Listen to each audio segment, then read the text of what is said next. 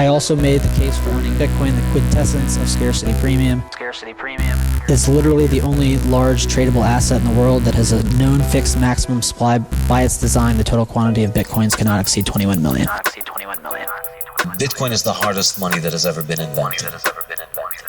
If you don't have my private key, you cannot spend my Bitcoin, period. And this is the power of Bitcoin. It's the first time we figured out how to create true property that you can take possession of with full custodial rights. What's going on, everyone, and welcome to another episode of Talking in Bits, where we walk you through Bitcoin bit by bit so we can provide you with the information you need to succeed and persist. Back with episode 48, got Ben in the house. What's happening, bro? Same old, man. 48. Everything is good. Everything's good. Happy New Year. Happy New Year. Happy New Year to the listeners. January, man. 2022. It's crazy. It's crazy. It kind of, you know the meme. I don't know what to say, but other than the white dude, but the meme with the dude kind of like, doesn't it kind of feel that way? Like it was like 2019, and then we blink, and here we are in 2022 with insanity running amok. That's crazy, man. Just to say the least. So crazy. It's crazy everywhere. Like, it's crazy across the world. It's crazy in the money markets. Real estate, virtually. You know what I mean? Metaverse, like all this. It's nuts, man. It's but like you watch those old sci-fi things, and it's kind of like fruition. Like it's coming to what we were talking about. There's a reason I didn't watch those shows that were just dystopian on Netflix. You know, but they're honest. Yeah, I know, but bro. They're honest. Yeah, I know. And they foreshadow and they get to play around. But like I think about Ready Set Player One. I don't know. Did you get to see that? I haven't watched it, but that's a really good movie to watch. Ready Set Player One is that it's like the world is so dystopian that we kind of like live on top of each other in these like shitty huts, right? And then inside, the way we get away from everything is we just pop on them visors, man. We pop on them visors, and then we go and like do racing games with our friends live, and just like, but the world actually outside of us, sort of like the Matrix. It's like a dystopia. It's just destroyed. It's nuts. And yeah, man, the metaverse and all that stuff. Like, I listened to Rogan episode a little while ago when they were talking about like Snoopville, like where you could kind of like buy real estate. And then I correlated that with what you told me a few times, where people were buying like parts of Worcester. Remember you told me that, like that digital real estate I was thing? trying to own Polar Park, bro. That was the first thing I checked. I was like, all right, if I'm gonna look at real estate, it's like, all right, relatively speaking, what's Polar Park cost? What's Fenway cost? What's because what else do you want? Central Park? Is the metaverse a shitcoin?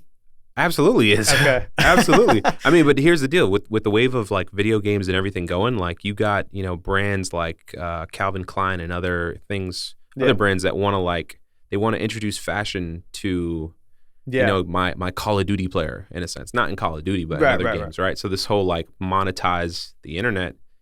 Yeah, it's a whole bunch of that, man. I think it's just hard though. So. Like it's like trust is at an all-time low, and like for me to have to trust like the builders of this stuff, aka the Facebooks and things like that, it's like you don't have my best interest in mind. You've already shown me that, so of course I want to play racing with my guys and like be in the whip and like feel all that. But like, what are you taking from me to provide? What's the exchange? Me that? Absolutely. I mean, the idea that you can be a VR at a play or VR like courtside at a game with your boy, like that's dope. Like I'll be obviously watching, you know, House of Highlights.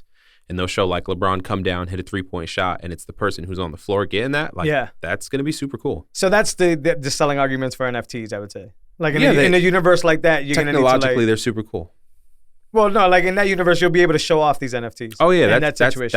That's where they'll be displayed. You know what I mean? Like, hey, so I played 2K with my boy George, and in the game there's like a main place where you can play. So you can run 5s, you can run 3s, you can run 1s. For like a reward. And then after that, he was like, yo, come to my crib. And you have like your own spot in the game where you can run 1-on-1 against your boy. So it's like your space in the digital realm. It's weird, man, but they monetize it where like you can pay to upgrade your attributes faster.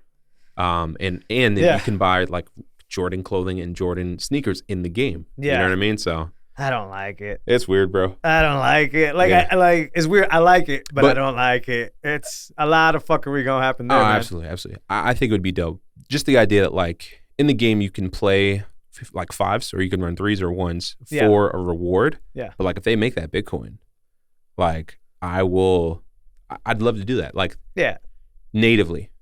Yeah, I mean, you know I think they already kind of like in two different like paths, right? So right now, like Lightning is starting to be integrated into games. Like, let's just use Fortnite as an example, but like games like that, racing games and all those arcade games, and then the metaverse is happening. Right. I'm assuming at some point these two converge. things have to, Absolutely. have to happen.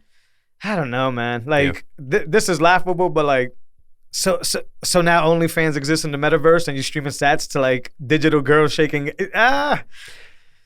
And I know we wouldn't be in those arenas, so that's a bad example. Right. But like the fact that that's about to be a possibility is kind of like new addictions. I mean, new mental breakdowns. On the good side too, though. Like my friend is super dope at 2K. We've talked about launching a YouTube channel and stuff like that. Yeah. And just the idea of like, oh, you can Twitch stream and then just leave your Lightning wallet, or somehow put a QR code just on a screen. But eventually, you're gonna be whacked for that. Like once the metaverse starts popping, it's gonna be like, why am I watching this dude play when I could be over here? So like, you're gonna have to move up eventually. Yeah. And then it's like, man, I like it and I don't like it. I guess like in real life, it depends on what circles you're hanging out with, what games you're playing, who you're. But yeah, if you open it up to like, you know, all industries to be able to jump in the metaverse, have like a place where people could be, and then human interaction. That's dangerous because it brings a whole new type of, you know, psychological problems. But then the real world is happening outside, and people are just like stuck like forever. I think that's dangerous, but we are heading that way. I don't know. Decentralized metaverse. Yeah. That kind of makes it worse, but better because there's no, you know, like censorship, right? Where you can do whatever, you can have whatever you want. I'll see, man. But when I heard that Snoop Dogg was charging something like $300,000-$400,000 to get like a little spot in his, I was like, yeah, bro.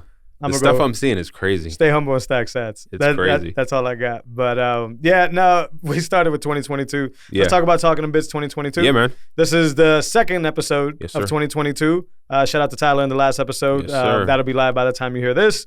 Watch your priors. Yeah, definitely watch your priors. But as you guys can tell, new color scheme, new ideas, new video from Ben, new introduction soundtrack. Basically everything across the board. That whole thing was Jose, bro. I don't know. It was a partnership thing, but execution. We talked about that before we went live or whatever. Like the fact that 2 weeks ago, right, you came over the house and we were just randomly talking ideas, and the fact that you were able to turn that around in like 2 or 3 days. You had like the original first draft. Yeah. I think that's just as impressive as thinking of ideas. If I wasn't trying to scratch the vocals in FL Studio, it would have been 2 days. But I was really trying to get I'm waiting for that cut. I want to hear that. I could send it to someone, they'll do it. I was trying to sync that with like like a MIDI pad. You know what I mean? If you had a keyboard with like an MPC. Or you talking 10 years ago. Yeah. But yeah, the MIDI pad. Like, how does that not connect? So I was trying to figure that out. Yeah, no, it sounds good. If you guys agree, let us know. Show us some love. Thanks for putting that together so quick. Glad to, man. It's, you know, the whole puffy effect, right? Like, it's easy to just say things out. Because through this whole process, I would stand next to Ben and I would just be like, this right here needs to kind of do this. That right there needs to kind of do that. This kind of needs to do that. And like, to see that happen so fast and be put together, it's definitely teamwork. So kudos to you. I hope you guys like the new intro. Check it out on YouTube. Bitcoin TV. Bitcoin TV. Bitcoin TV acquisition. Shout out to Odell for allowing us to be among a small crowd of Bitcoiners, but dedicated Bitcoiners. That's a big deal. Yeah. I love his posts. Yeah, I like what they're about. Him and Marty, of course. I know it always seems like they get put together and they're two different individuals. But yeah, I like everything that he's contributed and continues to contribute. I saw somebody else ask how they could get on. I said, hey, how do I get on? I didn't hear from him for a little while, but right away he was like, your guys' stuff is fire. Dope. Let's get it over here. We're uploaded. We're working the kinks out. I think we have to play around with it a little bit more, to be fair and honest. But you're going to be able to capture all these new visuals over there on Bitcoin TV and not have to worry about the censorship of YouTube. Yeah. So that censorship stuff is crazy. Yeah, YouTube is nuts. The one recently, did you see the one with Joe Rogan and where Malone, right, Yeah. and Google Live Time just blocking stuff? I mean, we knew that, though. I hate when people are surprised about shit. Yeah, we've known it. Yeah, man. Like that's why products like DuckDuckGo exist. That's why. So it's like, how could one be surprised? I think people are just like startled that, I don't know. You find out so easily nowadays, I guess, maybe, or like maybe since everybody's been locked down, like the attention span is just like the scope is bigger. Yeah. But like, I think you and I have always known that Google has been doing this. Oh, facts. We've known. So, yeah. Anyone who's kind of techie knows that stuff's going on. But I also hate the word techie, but I know what you mean. Yeah. Yeah. Bro, digital privacy. What about it? Like, it's important.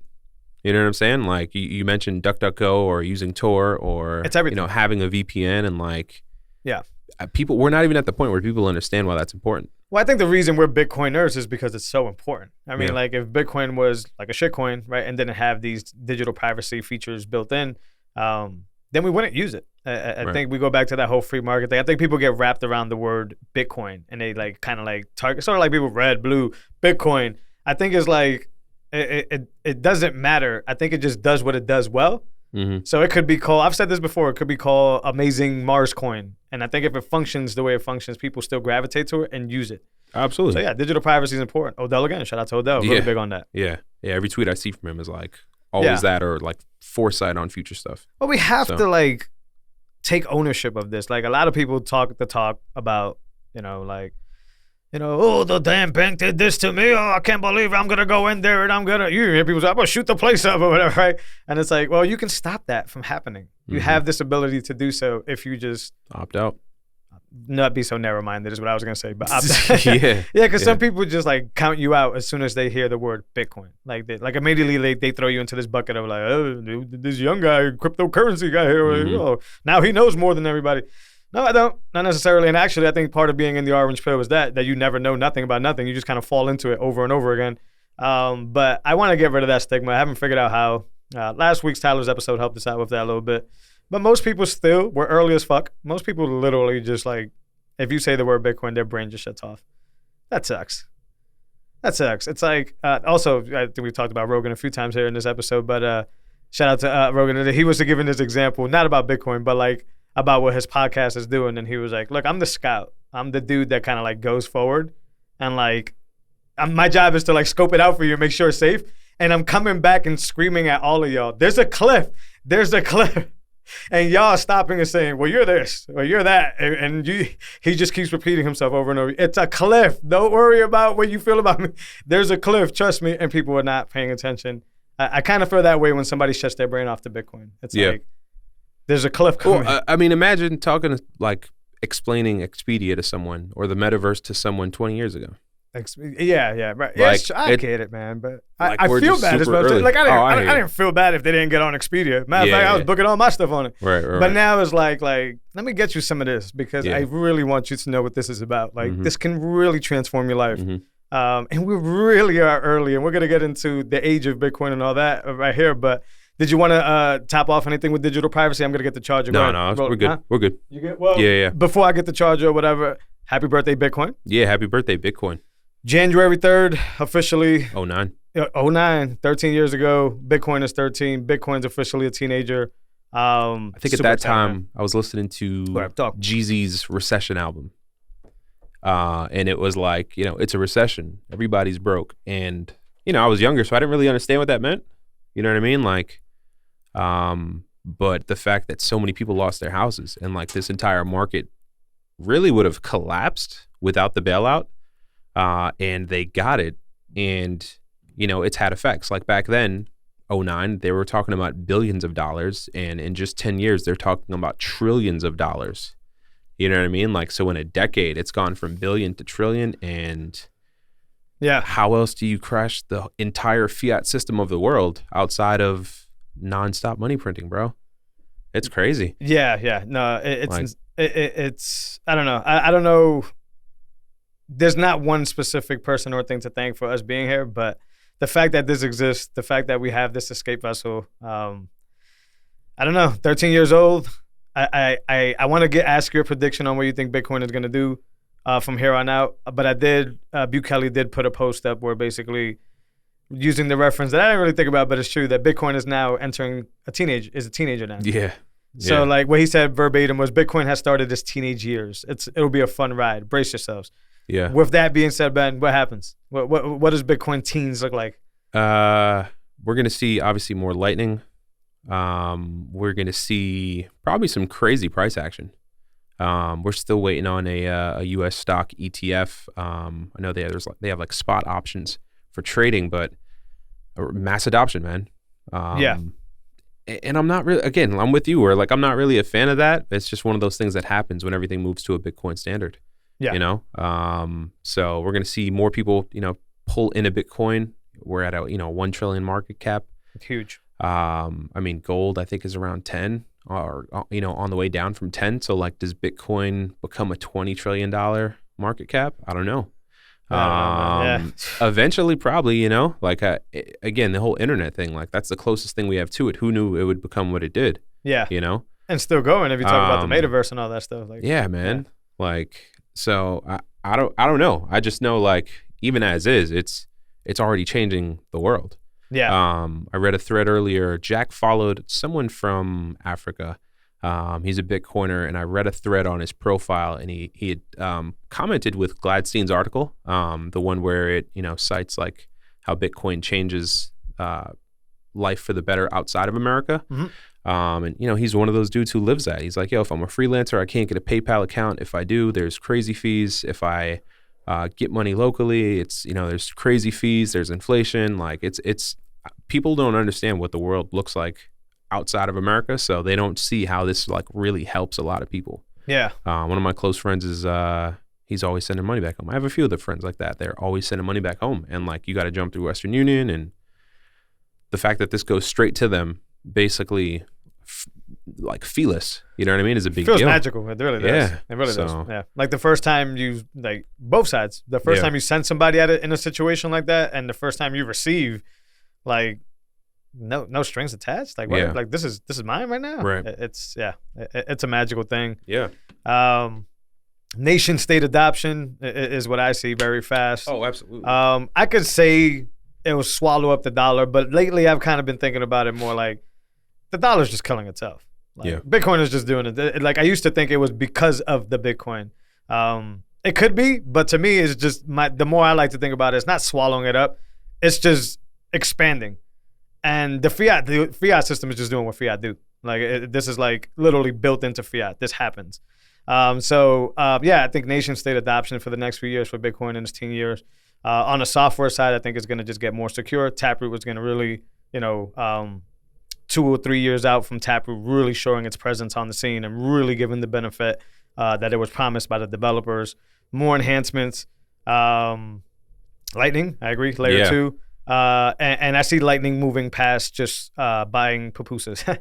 I see Lightning past just like the retail point of sale point, and then it goes into games. Lightning on a mortgage. Yeah, it goes into everything that needs to be instantly settled value for value. I'm still extremely, I was actually DMing somebody about this earlier, extremely bullish on value for value podcasting. Oh, that's going to be a 2.0. I think music, obviously. Once you get that Lightning browser that's coming from Impervious, I believe, and once you're able to just load up your browser and listen to your favorite podcaster and be able to send them 5 cents, 6 cents, $1. 10 cents, $1. Yeah. $100, right? Like this thing is expandable in that sense, and you could just do it off the grid. Your favorite podcaster doesn't even need to know and doesn't know who's tipping that person. So it's like, like you could get your fetish off, and you could get your just like on the low support. Like, I've been listening for a while, but I'm not loud. There's an artist I've been listening to for the last 2 months, and like I wish I had that rather than having to like comb through their Instagram or see if they're PayPal somewhere. Like, how else do you like tip an artist directly? Yeah, well, that's what I meant with the whole expansion. Video games, music, right? Like, it's just going to take over, and I see that's happened sooner rather than later. That's the thing. I think when we came into 2021, we thought Lightning was far off. By the end of the year, it changed the nation state. It orange-pilled the whole nation. I think it's faster sooner than later. We're going to see some crazy stuff. Yeah. And by the time Bitcoin gets past its teens and into its young adulthood or whatever you want to call it, boy, is it going to... Inching closer to the Bitcoin standard, man. Absolutely. The Bitcoin standard would be closer to a reality. It's Wakanda. It's everything. It's magical. I know people like... we got real Bitcoin followers that understand what we're saying, and like the earlier Bitcoiners are like, these fucking guys are nuts. Yeah. What is he talking about? This thing doesn't even exist. And in my head, I'm just like, look, I've never been more certain about certain about life. so like, all right, you buy a house, you have a big transaction or a vehicle, like just the process of getting your money to the person and then having to wait for the check clear, like there needs to be instant like settlement. You know what I mean? Like, here's a $400,000 house. Like, the money should clear when you take the key. You know what I mean? Like there has to be some kind of multi-sig. And you shouldn't be able to just generate it out of nowhere. Yeah. That we've talked about that. Everybody that's into Bitcoin gets that concept of You like need proof of work. Yeah, like I need to be able to like have given up my fair share to the world or equity or whatever you want to call it to be able to give it to you. I can't just like talk to somebody else and be like, yo, 300K, you good for it? Yeah, send it over to Ben for me. Don't worry about it. I got you. That shouldn't happen. And that whole concept of the middle person being the bank and the lender and saying, sure. And then just like, and then 300K just magically, like, that's like, come on, man. Like, if you even just go back to like the virtue of temperance, right? You think about moderation. Yo, Ben can do that on a Tuesday and go back next Wednesday and do it again as many times as he wants. That's a dangerous ball game. And yeah, the listeners, if you're early or whatever, you have to understand why this is already won. And once again, fiat is doing fiat. Yeah. Yeah. I don't think, even if, thankfully Bitcoin exists, but I don't think the fiat is dying because Bitcoin exists. Oh, no. Yeah. Absolutely not. It's just doing what it do. But for the first time in the history of humankind, we've been able to opt out. We've been able to say, no. This belongs to me 1,000%. And there's nothing you can do about it. I was talking with someone and their response was, but what if the network is down? And I'm just like, they'll never be able to pull that off. Yeah, no, it's just, I was talking to somebody about it too. That's funny. Yeah. Last night I was. Yeah, I mean, people have said this before. I've speculated on it before. Nobody really knows, I guess. But like the bad actor would need 51% of the network. The bad actor would need to like not only win the next block, but the next block, but the next block, but the next block, right? And then at some point, because of the randomness, another pool or another miner is going to get the block. And then as Satoshi let all the nodes know, you follow the one with the most work. And then the bad actors attempt, and all the money they spent to do it, because it's nearly impossible to do, like people always use Google as the example, it was just a wasted attempt because we're going to get right back and we're going to keep going. That's one thing. And then within how many blocks? I don't know the exact answer to this, but it would have to be a while, man. And when it comes to like taking the internet out and the electricity, it would have to be a catastrophic event, and it would have to last for a very long time. Like I think a month later we would be able to sync and pick up right where we left off, if that. So the bad actor now has to eliminate internet and electricity forever, basically, like for a long stretch. Listen, with Starlink floating around Earth, like even and with natural ways to get electricity. So it's like, all right, you took away my electricity, so why don't I solar panel up? Like the sun is hit. What are you gonna do? Block out the sun? Now we're getting into some Matrix talk. No, it's just as long as there's a node connected and there's internet. I mean, as long as there's a miner mining, like there's a few things that need to happen. But yeah, like if people are fronting and thinking that we need to be running at this level in order to be successful, you're crazy. I mean, the China example was a great example. That was the first thing I brought up. Yeah. I was like, listen, China banned Bitcoin again. And what happened? Fell off a cliff, the hash rate. Literally. And everybody was still like, okay, well, we're going to disperse. We're going to do better things. Listen, it's... Yeah. I don't really get into like the deep like alien conspiracy theories. No. Yeah, like that's like I don't know nothing about that stuff, right? Like nobody does, honestly. Yeah. But like I was talking to this person last night, and I'm like, Satoshi had to understand like economics, had to understand like so many different things to be able to like. To be is this person an alien? It's just because the incentives are so perfect. Yeah. Or was it like people have said a group of people? Yeah. But even that, like. I don't know, maybe I'm just not the best of team workers, but like the more team you get, the more diluted the concept gets because there's more incentives that need to be achieved now. Mm-hmm. So like, I do believe that it was one person because the incentives are unbiased. They're just like here, right? But like, do you think it was a coincidence that all this landed perfect and he just got lucky? I don't think so, man. It's just the incentive structure when it comes to miners, nodes, the system, why you should do it, why you should contribute. It's like absolutely like poetic. It's just perfect. This like we talk about like the pyramids being so perfect. Like is this like magical alien work? Like is the CIA work? Doubt that too. But geez. Yeah, I'm doubtful of that. It wouldn't matter anyways. I feel like a teamwork like makes more sense, but also there, like you always say, there's always been like updates to Bitcoin, right? So when Bitcoin first came out in 2009, like it didn't have all its features that it has today. Right. You know what I'm saying? So like it was possibly a team effort to begin with, but there's been development all along. But yeah, man, it's masterful. But the main incentives are still the same, like proof of work, difficulty adjustment, like these things that make it go tick-tock. That's genius. It's genius. It's deflationary magical. on a schedule where the supply is reduced every 4 years. Which you have to understand economics to understand why scarcity is a thing. Softwaring and encryption to be able to understand how to get private key, public key cryptography to sign signatures for transactions. Yeah. You got to be a pretty good student of governments and history to like see how Bitcoin is even useful. Mm-hmm. I thought about it and I'm just like, yo, like nobody will ever, besides just saying it was just a bunch of slave work and labor, nobody's ever going to know how those pyramids ended up so perfect. Mm-hmm. Without the tools required to get edges so precise. I know it's just astronomical to think about.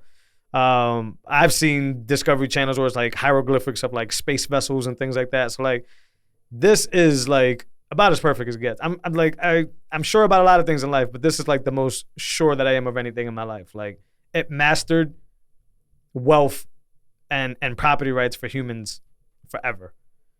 And metaverse and all that. And in a direction which Jeff Booth always brings up, it's just technology driven. Like we're just going that way. It's not going this way ever again. Yeah. So we kind of got on this with the whole like life cycle of Bitcoin.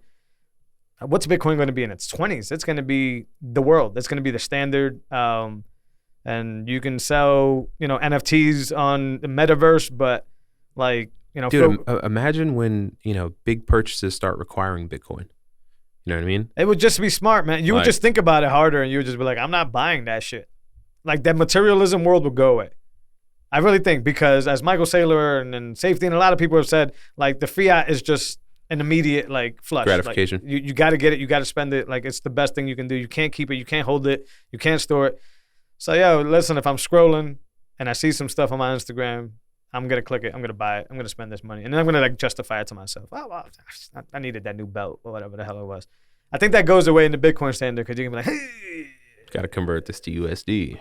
That, or you're going to be like, damn, I worked mad hard to get that Bitcoin. Like, I don't even want to let this go. Why would I let this go? So I think the materialistic world goes away. Whether that's good or bad, probably bad for entertainers. Probably bad for, a lot certain of different people. Yeah.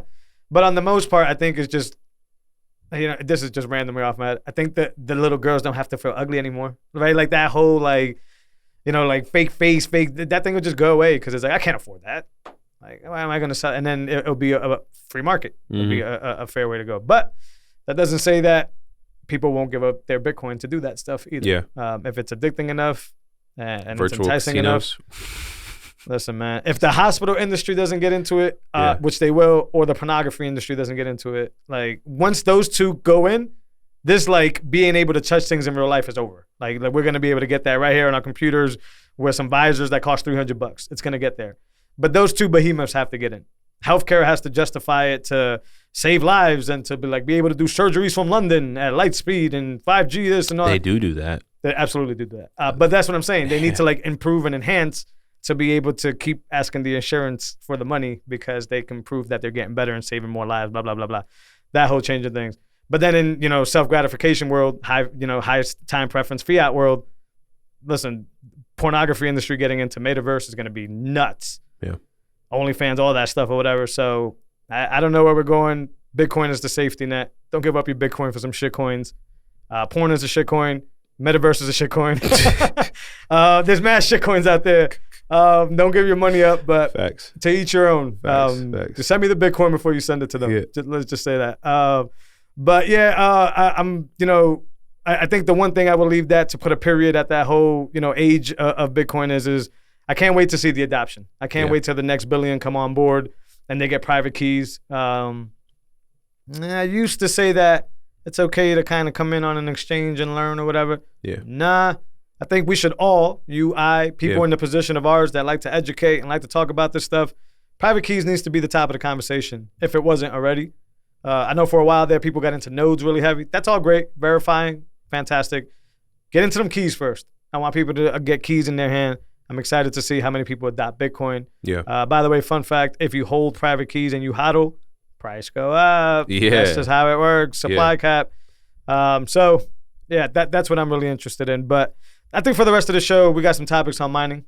We're going to talk about mining. We haven't talked about mining in a bit. Yeah. How's your hash rate, man? What does that mean? Like just how are your daily stats that we're getting? Pretty good. Without getting into numerical, because we're live, we can talk about after the show. I am getting about 320 terahashes a day. Y'all can do the math. That changes all the time anyways. Yeah. Somebody asked me about pools. I still stick to my guns. If you have the stomach, you better be on Slush Pool. It's the best with V2 Stratum. Brains OS, which we're gonna talk. I got one coming online. I'm gonna try. Like if you could justify it to yourself. That's what I mean by stomach, because there's nothing crazy going on. Yeah. They do make their blocks. They do get their sets. I can compare them. Yeah, of course. But like, if you have, debt for the miner, if you have a predictable schedule of how you're trying to get paid, you got to go either F2 pool, Luxor, whatever. You could do your information on that. But I still stick to that standard. I think it's just important for some people to know they're making money, and other people are more like virtuosos, right? Sometimes it's like, I want to secure the network. I don't care how many sats. I've heard that before. Fantastic. But if I'm paying city prices, I need a return, right? Some people need a return, right? Yeah. So, if you have the stomach, do a slush. I think what they're doing with Brains is incredible, and we're going to talk about Brains in a bit. And I think what they're doing for miners is incredible. They're Bitcoin only as of now. I think they got Zcash, but they're Bitcoin only as of now. They've done massive updates to their platform, like UI and all that stuff. And damn, is it like smoking a blunt whenever a block hits. It's like this, like, that return. Notification, man. You've been waiting for it. Where it's like, and when it hits like a combo, when you start like banging them out back to back, it's like virtual Grand Slam. It's very lucrative. It's a dopamine rush every time. They give you year fair of hash rate, which is very important. They don't take like fees and stuff like that. And if you have Brains OS, which you should on your miner, you actually get the fees removed. They take the fees completely off. So they're working on the mining software side of things with V2 Stratum and Brains OS, but they're also providing a pool that has actually gotten pretty big in the last year. I remember back in March, I was hashing and it was about 7 equal hashes. And the last time I checked, I think it's over 10, is about 11, close to 12 equal hashes. That's a lot. It's almost double in growth, man. Double in growth in the last few months. So shout out That means more blocks for everybody. Yeah, so I'm a big fan of Slush. But I would go depending on your situation with your miner. If you're mining at a profit and you already paid your miner off and all this good stuff and you have no leverage on it, go Slush. I think it's helping to improve all that. But if your miner has a debt and you need to pay a loan or you need to recover something, you got to get those constant stream. It's just one of those things. And I can't vouch for any of these pools, but I will vouch for this. Boy, is it fucking easy to just switch pools. I mean, like, hey, I could like pause this show right now, go switch my pool, 15, let's say a minute, load times and all that. It's going to take about a minute. You put in the new stratum in there, it resets when you save the changes, you're already streaming sats on the other pool.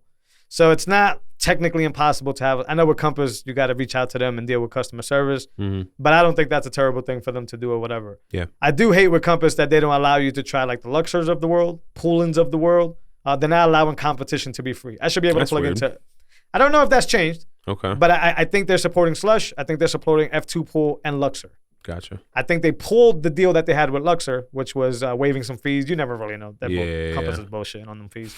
And they give you an F2 Pool deal where they kind of save some fees. I could be lying, but please shoot me a PDF file with how these fees are calculated because it doesn't look any different. So that's why they're bullshitting with that. But they pulled the Luxor deal, and that kind of sucks. Luxor's a U.S.-based company pool. It's kind of growing. I've heard some bad things, but I've heard some good things. You should be free market. I should be able to connect to whatever the hell I want, especially if it's as easy as changing a stratum. But this is where they have these background partnerships, maybe with like F2 Pool and all that stuff, where it's like, exclusivity and all that good stuff. Right. So let me not talk about that stuff yet. But yeah, that's what I say with mining. Hash has been really good. Miners haven't gone down, thankfully. I still kind of sit here and walk over to the next room and find myself early in the morning just staring at the miner and just like, thinking about it, like what this thing is doing. It's like a server live all the time that's actually paying me back, right? And then, as you find out, you kind of get this balance where it's like, you're not worried about the things that you're worried about in life because you're obviously just like kind of like a walking dollar, if that makes sense. Like you're kind of just making money for no reason because this thing is plugged in, minus electricity and all that good stuff. So it's baffling to me. I think as a Bitcoiner, I continue to be baffled by Bitcoin. Yeah. And it just makes me like sit in front of my computer and then like do like mining calculations and do like, like just different things and just see what I can do. If electricity were cheap, like it's addicting. I would have probably a setup, man. Yeah, I'm just so bullish. I don't even care. Like, you are more meticulous with numbers. I'm just like, I'll figure it out later. Like, I'm going to buy this machine. It would just be really expensive on the electric bill. We'll find out, right? Because like there are dudes who have like See, but I've had two S9s plugged in, right? Yeah. So to me, is the breaches in chips and the technology now have given me, for slightly more than those two S9s, 3 times the power, right? So from 30 to 90 terahashes, right? For an incremental increase in price because of the chipset improvement. So I debutted that argument by owning two S9s and saying, hey, I was breaking even with my S9s. So now I have 3 times the power. Okay, my electricity bill's a little bit higher, but I'm making, 3 times the amount? There's still money to be made. Yeah, and then we're not even, I always tell this to people, we don't even count number go up. Like, I'm talking about price to date. I'm not talking about a year 100K. From now, yeah. So it's like, I'm willing to put this thing in my house at the price that it costs. But yes, they're hard to maintain. Imagine mining at 2K, at 1K. I mean, they're hard. You know what I mean? They're annoying. Yeah. Oh, yeah. They're loud. They're beefy. Yeah. It's like having a car engine kind of running in your house the whole time. Yeah, I mean, it's almost like if you put a hair blower on. Ladies, nah, it's like but ladies hate it. If there was like a default, like it's just like a hum. You know what I mean? I think our brains are smart in dumbing it out, and I think you come here often enough to dumb it out. Yeah. But I think like somebody who first walks in is like, I hear that. Like, noise. Now they won't know what it is, so they went minor. They're probably gonna think it's a heater or like a vacuum cleaner or something like that. Yeah. And that's only one next to it. So, and I imagine people who have like 4 or 5 are dealing with like a tank over there. Yeah. So I don't want to act like I know it all and all that. But to me, is like, I'd rather just find out and then do the Apple effect, which is like, if I buy like an Apple product and I hate it, it's gonna resell for pretty high value. Yeah. So the miner is the same way. I'll just wait and then I'll just cash in on it. Like whatever, like that's cool. And I think a lot of people trip themselves up over how I'm gonna connect it, how it's gonna go. I don't need to be a genius and we're not gonna do this. This is ghetto. But it's streaming and it's working, right? So like, I think people see these dope ass, and they are dope, like engineers, I call them on Bitcoin Twitter, and these crazy setups. You can build your level up there, but don't let that stop you from getting started. Yeah, grab one, throw it on the rack. Because we know the difficulty's going up. We're going to talk about it in a little bit. What Marathon is doing, what these big companies are doing, like, you're not going to be able to do this for much longer. I mean, it's not like next year. Like, get some sats, but like, eventually you're going to need to pony up. And right now is a good opportunity to kind of like sit around and be profitable all the time. And I think that's interesting. I think people need to take that jump. A lot of people I've talked to still have the cold feet about it. I understand. And I am a married guy, and it's a conversation to be had. It's a fucking engine sitting inside of your house. Yeah. But it's there. Yeah. And it does what it does. If you had a garage, it wouldn't be bad. Some people have them in their garage. Yeah, have it in your garage, but you just have to like either pony up for like wires to get out there, or know how to do that. I would like the latter, know how to do that. But move it away. Like, come to a compromise with your partner, because that's the way that machine's gonna stay on for a while. Yeah. But if you're gonna plug it in without letting your partner know, good luck. You're gonna argue about that shit forever. But like, you first of all, your partner needs to be understanding of why you're bullish on Bitcoin. Yeah. Like if that person doesn't get that, they're gonna think, why do you have this dumbass computer sitting here doing nothing? Yeah. But if they understand your reasoning, your bullishness, maybe you can run some numbers on them. I think, people like numbers. People like presentations. Let them know, hey, we're making X amount. It's going to cost this, and it can allow this to happen. Yeah. Are you down? Yeah. And then just do it, right? But I would just say, hey, what? Are you cool if I plug this in for a little bit? Well, if they say no, then I say, well, know your partner, I guess. what if I paid you monthly to keep it plugged in? You know what I mean? Now it's just a negotiation. I'm paying you just by understanding Bitcoin. I just saved an entire generation of our bloodline. But I get your point. It's different for everybody. I've had the conversation go both ways where I do feel bad.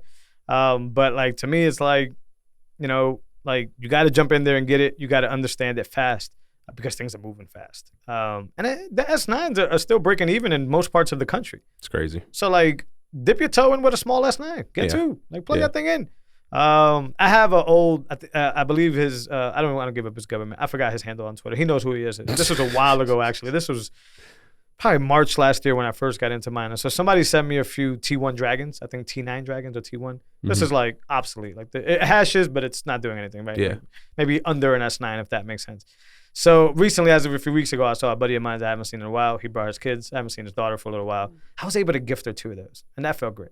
That's not dope. Because she understood Bitcoin, but she wanted to tinker with machines. And I was like, I got the thing tinker for with you. Machines. Yeah. And that was super cool, whatever. Yeah. So, I think mining is for everybody. I think just tinkering with machines is what humans do. Like, we think about the automobile and all these things, industrial revolution and all.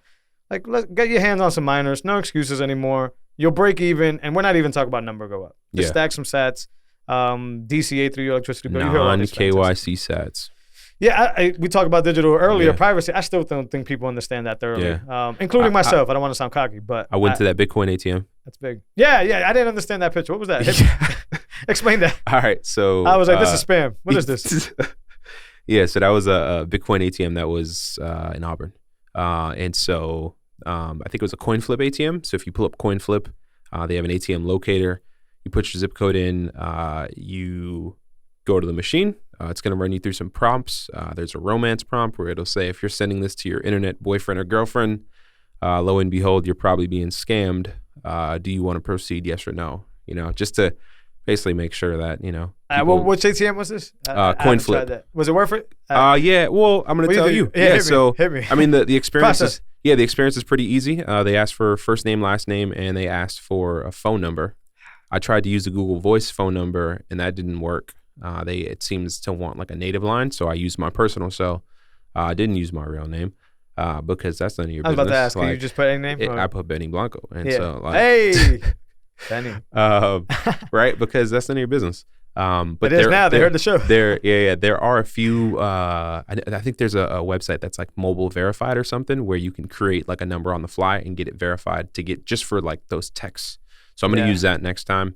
But the fee they took on Cash App, I would have got 201 sats, 201,000 on $100. And on CoinFlip, it was like 189K sats. So there's a little fee there. That's 11, 10 grand sats.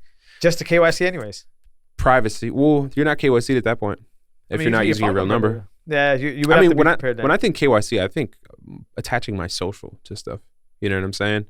I guess there's levels to it. Like there's tiers to KYC. But I would definitely say it's any information that you're giving that ties to you. Yeah. So I'll go deeper in that. It could be your email. It could be if it ties to you somehow, some way, they know who you are. I mean, it's like just follow the rabbit hole. I'm not sold on those. I don't have fiat. Yeah. Some people do. Yeah. Some people do. So let me know. You let me know. I got a friend who they said that, like, business is good and they get paid in cash a lot. And they're like, yo, I got like 30,000 a month. Yeah.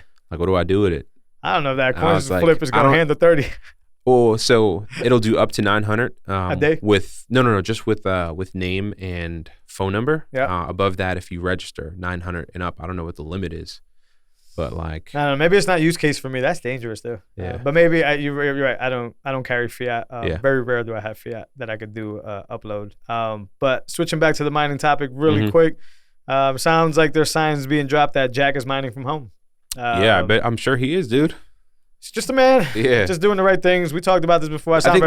Is he just starting to, or? Yeah, he posted a picture where his hash was like near 100, maybe 97, 100, 24 hours. It looked like he was using Slush, I believe. Cool. From the UI. And he followed Brains.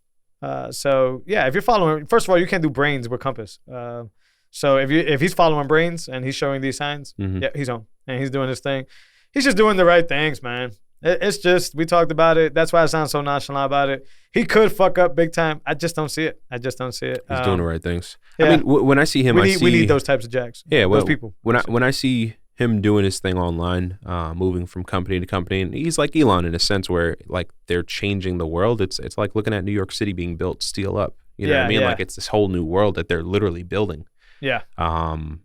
Did you see the funny video that was talking about Jack? It was like a parody video. I don't know if I sent it to you directly, but it's like these two Spanish dudes talking, and one of them kind of has a gap in there. He's laughing really hard. The Apple meme, that old Apple meme. No. It's a straight like Spanish like parody. I know, but that meme with the dude laughing, I think originally came from like Apple from that Armando Ferreira dude on YouTube. Okay. He posted it about Apple, about them like dropping some bullshit and everybody buying it.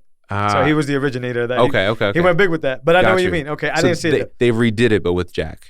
Okay, saying what about Jack? And that he'll just do some shit and everybody loses it? So what they were saying was like, oh, imagine, being Twitter shareholders and the whole time the Twitter stock goes and meanwhile the Jack's a Bitcoiner the whole time and the number moons and all this stuff. And the dude's obviously laughing back and forth, so it's hilarious. But they just they labeled out all of Jack's moves and put it in that. It's super funny. The internet's undefeated, for sure. So Jack's home.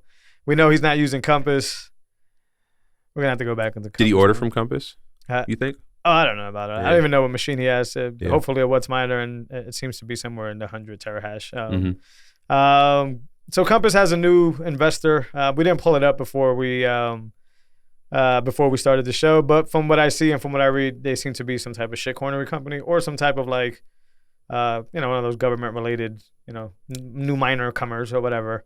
But it's not good news, man. Yeah, well, I don't know if it was a VC, if it was like a VC investor or what it was. They were just tied to some bullshit that everybody was like, wonk, wonk. Yeah. Right. So to me, it's like, this is kind of reminds me of the whole, like, early last year, like the whole Pomp, J. William BlockFi thing. Like if you guys don't have that, I guess, credibility to be called out as, shareholders or whatever, maybe you shouldn't be letting people know that.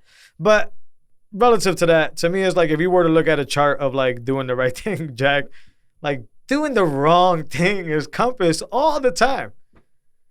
Right? Yeah, I saw the tweet, and like we talk about, Ethereum and its ties to the World Economic Forum, and it's like, well, you think other companies aren't doing the same thing? You know what I mean? Yeah. I don't know. Again, I don't trust verify. Well, people who listen to the show know how we feel about Compass, or how we're feeling, right? Because we're about to ask a big question coming up that may change or may change not.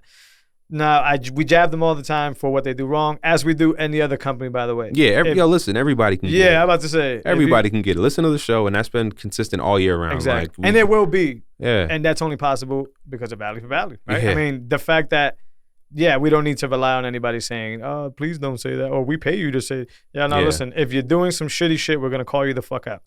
And we have been consistent on that, I agree. So just to be kind of even keel and then ask the big question, there's this Bitcoin Magazine article I saw today that says Compass Mining's new operations manager on how Bitcoin mining, power agreements, and S9 leasing. Mm-hmm. I don't know how I feel about this. I skimmed through the article. He says a lot of good things. Yeah. He actually admits himself that the Compass strategy for Bitcoiners may not be the right one because we're sovereign and we like all these things, and that he personally does not use Compass services. Not making me feel any better. Yeah. I didn't find the part about the S9 leasing. How come I can't lease anything better? What do you mean? Like, what am I leasing an S9 for? Oh, yeah. No, I think... like, what can my return be if I'm barely breaking even on S9s, I just said? I think I saw some S19s. Or like a S9 leasing. I don't know. Maybe they're trying to get more in people's houses or whatever. But I think about, like, that's the renter center model. Right. Like, I don't know if we're in New England. I don't know if you guys are where you're from, renter center. Like, the TV costs $300 because y'all fronted to me. I pay $1,000 too. Yeah. Like, S9 leasing? What do you mean? How do I win off this? I don't think the margins are that bad. I was looking at some pricing. I think on an S19, and it was S9. Because I'm not talking about those machines. There's arguments to be made for more hashing power. Yeah. Why did Bitcoin Magazine go out their way to specifically say S9 leasing? Gotcha. This is not about the bigger machines. I mean, I know they do leasing or whatever. You could do it through your bank. Go to your bank, ask for the amount of the price of the whatever the miner, and then just buy a miner. You don't need Compass Mining for that. But why specifically? That's nice. Did they throw that on there? And I'll skim through it quick. But if not, he's basically saying that people were saying it wasn't profitable, but he heard otherwise. I mean, is it just a matter of like they got a ton of S9s and nobody wants them, so they're making it more attractive through a lease deal? I don't know. So an S9 right now at, let's say, 0.16 kilowatts, breaks even. Barely. Okay. How do I win? What are you giving me? So they give you 0.6, right? Because that's usually like the Compass standard. Yeah, there's not a lot of margin there. If we're talking 6 cents. Yeah, I'm not. Yeah. So I mean, the best places in America are 0.6, and then better than that is just renewable. I mean, and the incentive, 6 cents per kilowatt, we're trying to. So according to this, and I just randomly landed on it, at a $500 S9, I haven't really looked like recent, but good luck finding one for $500. A $500 S9 running at 6 cents per kilowatts will return on interest or on investment in just 9 months. Maybe. Yeah, probably. Whatever. And let's take their word for it. An S19 that costs $12,000 today, shame on you, it probably shouldn't cost that. Today, running the same power rate will take 21 months to return on interest. So your return's better with the S9?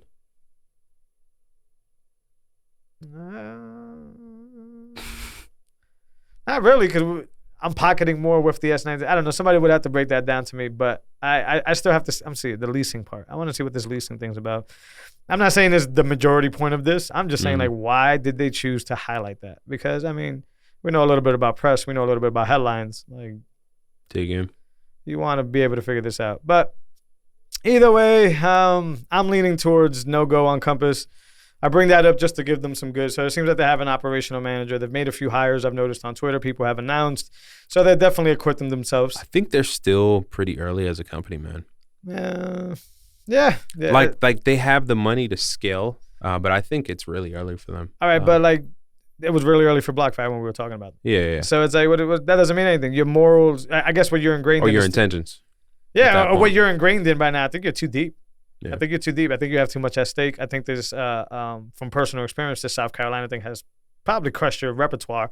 But then, mining for the White House, all this shit that Wood's been involved, and maybe it's beyond my even level of comprehension, and I'm just whatever. I don't get it. Maybe they're making a push to do something big in this space, and I just don't see it. But I'm a virtuous guy, man. It's Bitcoin only for me. It only makes sense for you to focus on the thing I want you to focus on.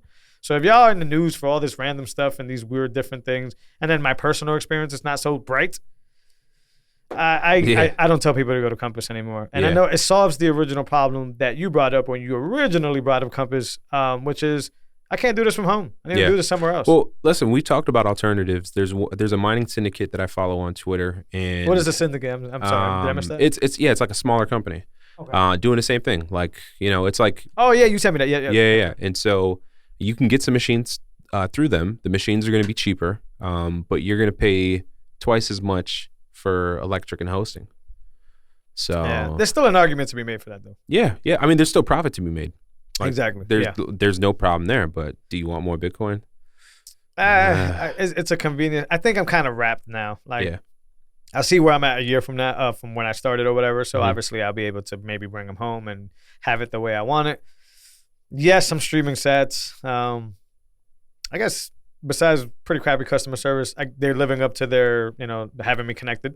Yep. So that's cool, all that good stuff. So I'm not gonna sit here and say that. Well, you guys heard my tangent. It went from explosive to pretty steady. My relationship, I don't really reach out to them for anything.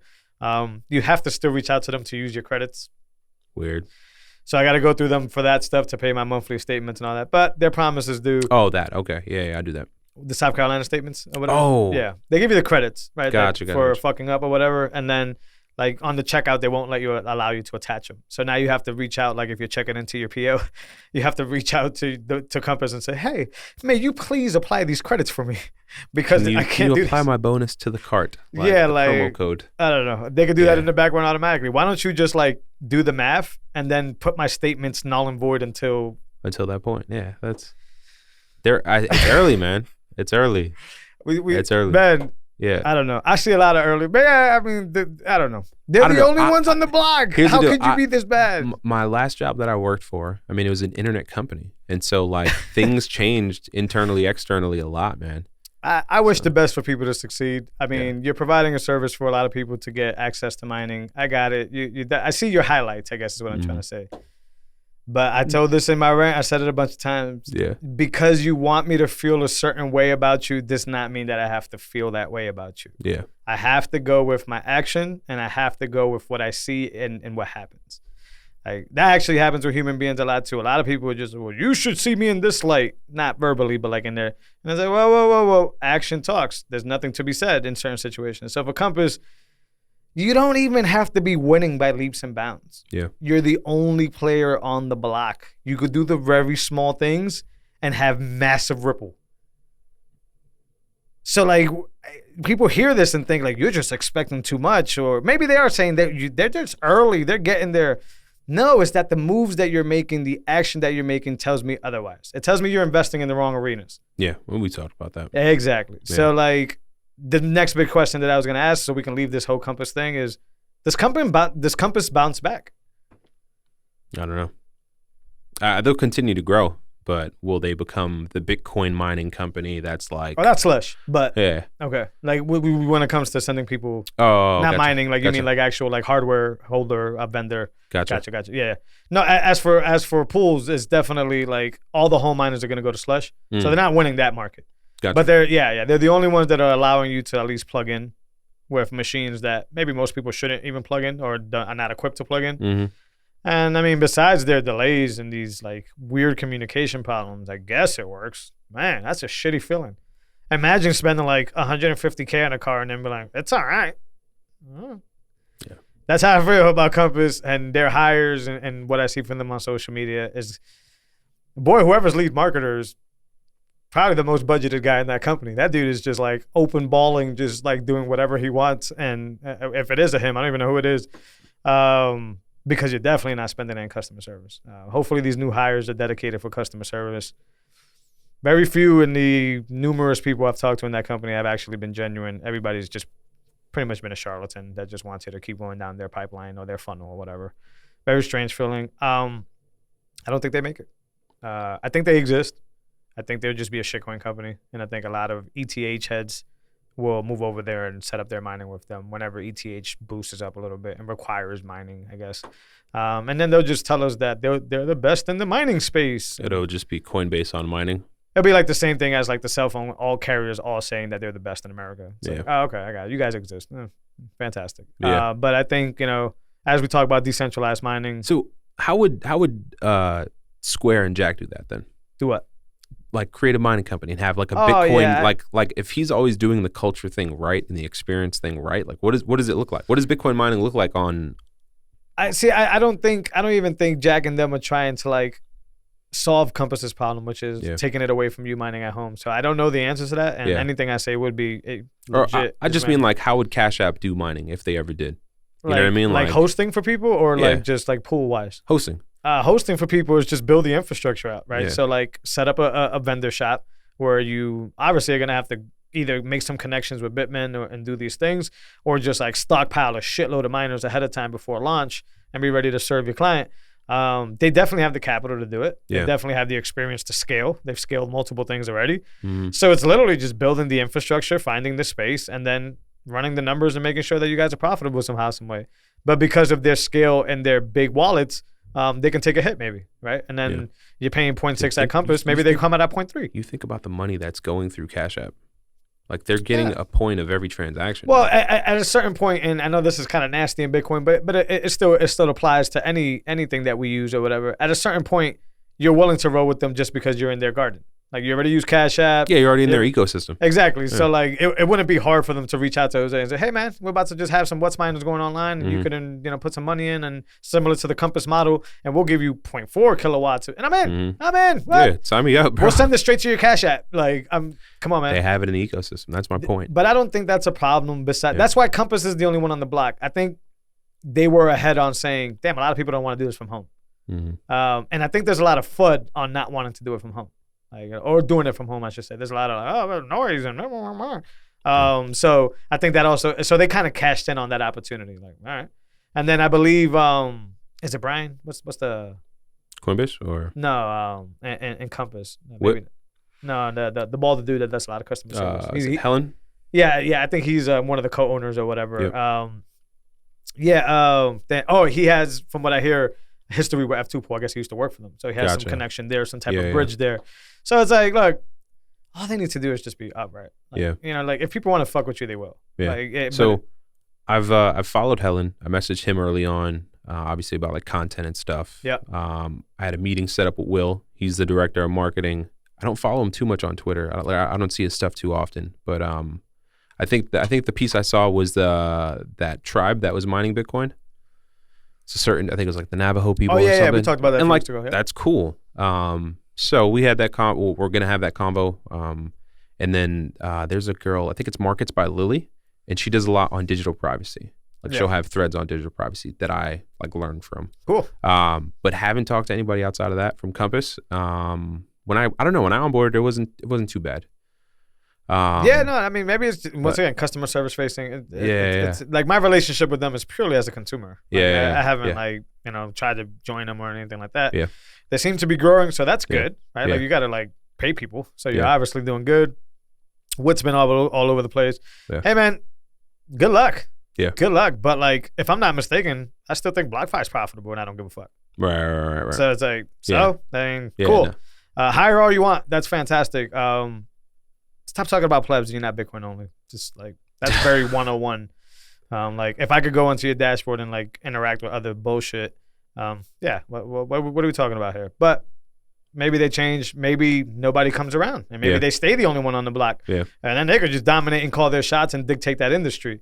But I don't think that's gonna happen. I think there's a lot of people that are gonna say, "Wait a minute, this is a there's competition for sure." Yeah, but it's all about connections. Like if Compass has all the connections and the majority of space and all the big places that it's profitable. Or even let's just talk about, I mean, availability on hardware. There was that order that was like $900 million for new miners. I'm a skeptic on that, man. Yeah. Like, I'm not miner like these big guys that are telling us that there's going to be a shortage or is a shortage miners, but like, I think that's FUD, man. Yeah. I think that as long as the demand is there, that will always be pumped out unless something catastrophic happens. Yeah. Small delays, maybe. But everybody I've ever talked to that wanted a miner got one fairly easy. Yeah. I never really actually had the conversation of like, geez, man, I've been looking for a minute. No, they're out there. They're out there. I just mean the production of $900 million worth at once for one of those big companies. Oh, yeah, we can get into that. I got Marathon Mining here that's supposedly buying a bunch of stuff. So quickly just skim through this because we're actually running long. There's Bitcoin mining in Kazakhstan. Huge. Back to what we were saying earlier, nation states are going to come on. Why not mine it? They all see the benefit of leaving the dollar. Now they can actually mine this currency on their own. That's huge. We'll skip by that. And that brings into Marathon Holding. All right? Yeah. So somebody bought a whole shitload of miners. This is about actually what they've done since they started going online. And it says Miner Marathon now owns 8,133 Bitcoin. That's worth over $375 million. And they're holding all of it. Boy, mix that with conversations. I forgot the company's name, but like dropping 900 mil on miners and getting ready to put those online for like the end of 2022. There's a bottleneck coming. And I don't know if it's going to be supply, because I think even if the current supply starts diminishing, that sparks innovation into the next chip, into the next 4 or 5 years of miners and efficiency and hashing. So that's just a thing that's always happened with technology. Whenever there's a shortage of something, innovation sparks, something else happens. Good point. Yeah, but because like right now, if you're getting a machine with like 100 terahash, like imagine 5 years from now when you can get machines similar price, little more price, but like 500 terahash. And even if it's 100 terahash, the one in 3 or 4 years from now will take half the power, right? Like it'd be one of those things where you're that much more profitable. You think about the S9 to the S19. It's like now imagine the S19 to the S29. You know what I mean? Like it's gonna be good. So I definitely don't think it's a bottleneck in that sense. What I'm worried about, especially with us fellow plebs, is that as the hash goes up, that difficulty adjustment goes up. The profitability of these machines goes down. That's my concern right now. Yeah. But again, if we go from 100 terahash on average on these higher ends to 300, it makes you more profitable. Yeah, but as they continue to buy and as they continue to put online, that starts to start competing with itself. The difficulty adjustment goes up, and then if innovation is not happening fast enough, then there'll be that little window of time there where you're gonna have to be like breaking even, or you're gonna have to be like struggling. And once again, sparks innovation will get better. But like this goes back to, you said it a little while ago, this has to happen when it comes to adoption.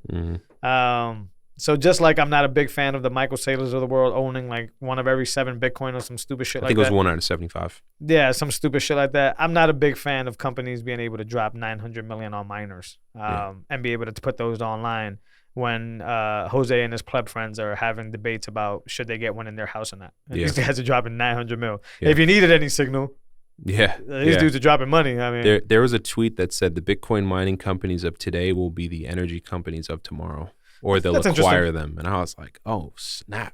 That's interesting. I think people love to say a bunch of stuff without context, and it sounds pretty. And they always gobble it up. Texas dudes. I think that should be, that sounds pretty reasonable for sure. And we're going to see some innovations in all that space. Electricity will just get cheaper and easier to source. We move to nuclear energy. Need to get on that nuclear energy. Fuck all the bullshit you've heard. It's probably the most efficient way to do anything nowadays. That's safety. Well, the fact of the matter is that like when they promised us flying cars, that's how we were going to do it. Yeah. We're not getting flying cars besides these weird model looking things. Yeah. Until we get some nuclear energy infused stuff. That's the only way it's going to work. But too many lizard people in the way. Yeah, man. They don't want to let us, they don't want to let us get our way or get nuclear energy or understand anything and understand it logically before we go. If you want to talk about anything, politicians asking for Bitcoin for their fucking campaigns. Oh, I saw one person. What the fuck? He was like, "Hey, I'm looking for Bitcoin-friendly senators. I want to like donate to you, and I want to, or like people who are Bitcoin-friendly or like supportive of Bitcoin. Yeah. And I want to donate to your campaign." And I think there was he had said something about like how to reduce the votes for the other party. But I think it was just a donation to like Bitcoin-friendly people. Don't give these fucks your money, man. Melania Trump posted the Genesis block and then started talking about NFTs. Was that a hack? Was that real? I don't. Come on. I don't like on the list of shitcoins. Believe it or not, politics, porn. Porn is a better shitcoin than politics is a shitcoin. Yeah, it's bad. Don't give these con artists and these liars and these disgraceful human beings any bit of that wealth, even if they say that they have your best interest in mind. Please be a smart enough individual to look back at all the people, I want to specify those assholes, all the politicians I've ever told anybody, and let me know what percentage have they hit versus what the percentages that they missed. Throw some cuck bucks their way. Maybe you're really into local government. You like, homeboy running for whatever. He's doing some things to this system and that system. Man, shoot him some cuck bucks. Never the Bitcoin. Give these guys the Bitcoin. It is the most backwards thing I've ever heard. And expect as this new political season starts to ramp up in a year or whatever it is, two from now, Bitcoin is going to be high on all these politicians' repertoire for how to get people to vote for them. Don't fall for their bullshit. I'm telling you, this 2 years ahead of time. Let's time stamp this motherfucker. It's going to be a common buzzword. They're going to want to get into your ear because they want to take it from you and they want you to vote for them. Don't fall for the fiat shit all over again. That's all I got for them. Yeah, it's coming. Yeah, it's going to be one of those things. Again, that Trump post is like, now I'm all set. Once again, man, that's the shitcoin of all shitcoins right there. I've never seen an area, and I come from a slightly marketing background. I've never seen a band of charlatans greater than politicians. It's like the biggest clown exercise of all time. So, we could joke about all this and all that. We could joke about you supporting this person or that person. But the thought that I would give a single sat, and mind you, I stream sats to content creators pretty often, that I would give a politician a single sat kind of makes me sick to my stomach. It should make you sick to your stomach. Fun fact, they're lying to you. Got anything else for them? Nah, we're good, bro. All right, man. Listen, guys, I hope you guys like the new look. I hope you guys like the new sound. Check us out on YouTube. Hit the little bell. Subscribe. Leave a comment on there. It helps us float out so more people can see that. If you're listening on audio, these new microphones, hopefully they sound nice and sexy and smooth. Check us out on all your favorite podcasting platforms. We're absolutely free. Get this value. There's not going to be no ads. There's no plan to ever be any ads. You guys can know that. If you want to show us some love for that value proposition being proposed to you, then check us out on Fountain app. Check us out on Breeze. Any of these Lightning apps. 2022, there'll probably be a lot more of those. Yes, sir. But it's very easy. I actually went on Fountain, and in minutes, I had some sats in there. And I was able to dictate if I wanted to send 5, 10, 20, $1. I let you scale up as much as you want. They kind of do it in very cool, interactive ways too. So it's like you kind of see things popping off on the screen when you're boosting them. That's what it's called on Fountain. So give us a boost on Fountain. Check us out on Breeze. I haven't used Breeze in a while, but I know it's still the go-to for podcasting. We appreciate you guys as always. Episode 48 in the books. 48, my man. Hey, we keep it going. Time chain continues to go. Check y'all next week. Later.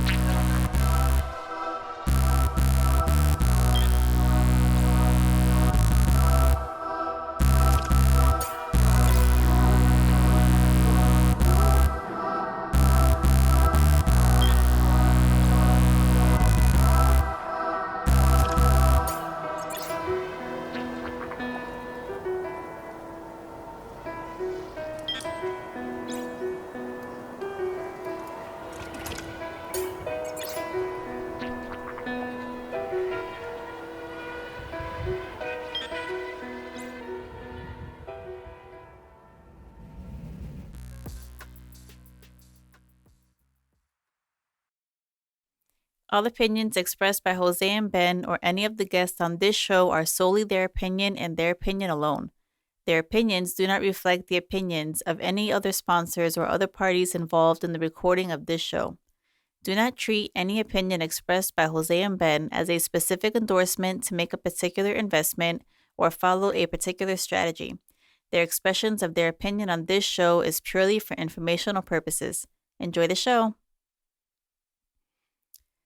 All the opinions expressed by Jose and Ben or any of the guests on this show are solely their opinion and their opinion alone. Their opinions do not reflect the opinions of any of the sponsors or other parties involved in the recording of this show. Do not treat any opinion expressed by Jose and Ben as a specific endorsement to make a particular investment or follow a particular strategy. Their expressions of their opinion on this show is purely for informational purposes. Enjoy the show.